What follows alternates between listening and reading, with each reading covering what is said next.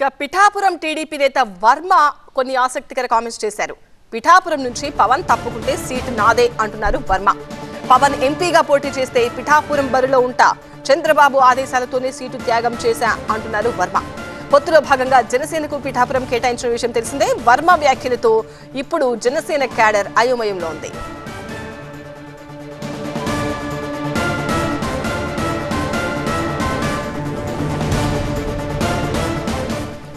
TV9 ప్రతినిధి సత్య మరింత సమాచారం అందిస్తారు. సత్య, పిఠాపురం టీడీపీ నేత వర్మ చేసిన కామెంట్స్ ఇప్పుడు ఆసక్తికరంగా మారాయి.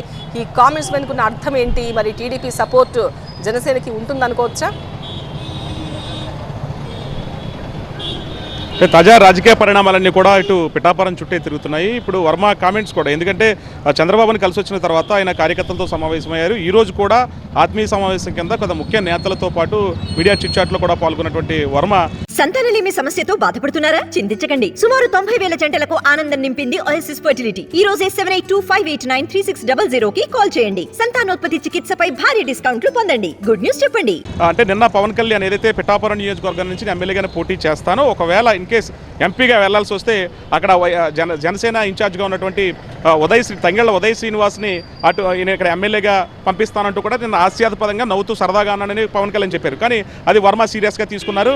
ఏదైతే పిఠాపురం సీటుకి సంబంధించి ఒకవేళ గనక పవన్ కళ్యాణ్ ఎంపీగా వెళ్తే వెళ్ళమని చెప్పట్లేదు, ఖచ్చితంగా రక్తం దారబోసి 24 గంటల పాటు రోజంతా కూడా కష్టపడి ఎన్నికలు వచ్చే వరకు కూడా మా కార్యకర్తలంతా కూడా కష్టపడి పవన్ కళ్యాణ్ గెలిపించుకుంటాము. కానీ పవన్ కళ్యాణ్ కనుక ఒకవేళ వెళ్లాల్సి వస్తే కనుక ఎంపీగా వెళ్లాల్సి వస్తే కనుక ఖచ్చితంగా నేను త్యాగం చేసే నా సీట్ని పిఠాపురం నుంచి ఇప్పటికే చంద్రబాబుకి హామీ ఇచ్చాను కాబట్టి చంద్రబాబు సూచనల మేరకు పిఠాపురం నుంచి నేను పోటీ చేస్తాను ఒకవేళ పవన్ కళ్యాణ్ ఎంపీగా వెళ్తానంటూ కూడా వర్మ కామెంట్స్ ఇప్పుడు హాట్ టాపిక్గా మారే చర్చనీయాంశమైంది. అయితే పవన్ కళ్యాణ్ సరదాగా ఉదయ్ శ్రీనివాస్ నేను మంగళగిరి పార్టీ కార్యాలయంలో ఏదైతే పిఠాపురం సంబంధించినటువంటి చాలా మందిని జనసేనలో చేరిక నేపథ్యంలో ఈ కామెంట్స్ చేశారు పవన్ కళ్యాణ్. ఇది అంటే సీరియస్గా చెప్పట్లేదు. ఇప్పటివరకు కూడా పవన్ కళ్యాణ్కి ఒకసారి మాటిస్తే మాట తప్పకుండానే పవన్ కళ్యాణ్ ఏమో దగ్గరుండి గెలిపించుకుంటాం అనేది వర్మ అయితే చెప్తున్నారు. అంటే కట్టుబడి ఉన్నాను, కానీ నిన్న పవన్ కళ్యాణ్ చేసినటువంటి చిన్న కామెంట్ నేపథ్యంలో ఆ కామెంట్ని ఇప్పుడు సీరియస్గా తీసుకున్నారు వర్మ. ఖచ్చితంగా వేరే వాళ్ళు వస్తే మేము త్యాగాలు చేసి వాళ్ళ కోసమే కష్టపడాల్సినటువంటి అవసరం ఉండదు.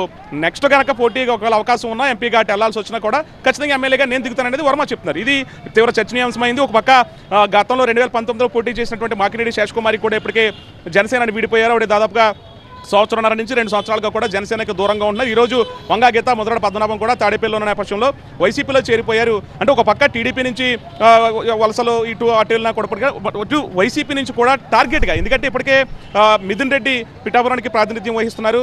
అంటే అబ్జర్వర్గా ఉన్నట్టుగా పరిస్థితి నేపథ్యంలో అధిష్టానం నిర్ణయించినట్టు తెలిసింది. ఇప్పటికే దాడిశెట్టి రాజా, మంత్రిగా ఉన్నటువంటి దాడిశెట్టి రాజా అక్కడ కొత్తపల్లి, ఉప్పాడ కొత్తపల్లికి ఆయన ప్రాతినిధ్యం వహిస్తున్నారు. ఇక గొల్లప్రోలుకి సంబంధించి ఎమ్మెల్యేగా కాకినాడ రూరల్ ఎమ్మెల్యేగా ఉన్నటువంటి కన్నబాబుని నియమించారు. వీళ్ళందరినీ కూడా పిఠాపురం మీద ఫోకస్ పెట్టమన్నారు. ఎందుకంటే వాళ్ళకి సంబంధించిన నియోజకవర్గాల ఎమ్మెల్యేలుగా ఉన్నప్పటికీ కూడా పిఠాపురం మీద ఎక్కువ శ్రద్ధ పెట్టాలి, వంగా గీతను గెలిపించుకునే దిశగా మీరు ముందుకెళ్లాలంటూ కూడా పార్టీ పెద్దలు నిర్ణయించిన మేరకు ఒక పక్క మిథున్ రెడ్డి, మరో పక్క కురసాల కన్నబాబు, మరో పక్క దాడిశెట్టి రాజా ముగ్గురు కూడా పక్క నియోజకవర్గాల నుంచి పిఠాపురం మీద ఫోకస్ పెట్టి ఖచ్చితంగా పవన్ కళ్యాణ్ ఒడిచి తీసుకెళ్తుంటే, మరో పక్క వర్మ ఈ టాపిక్ని చేయడంతో ప్రస్తుతం పిఠాపురం నియోజకవర్గంలో కాస్త ఆసక్తికర వాతావరణం నెలకొంది రాజకీయ పరంగా.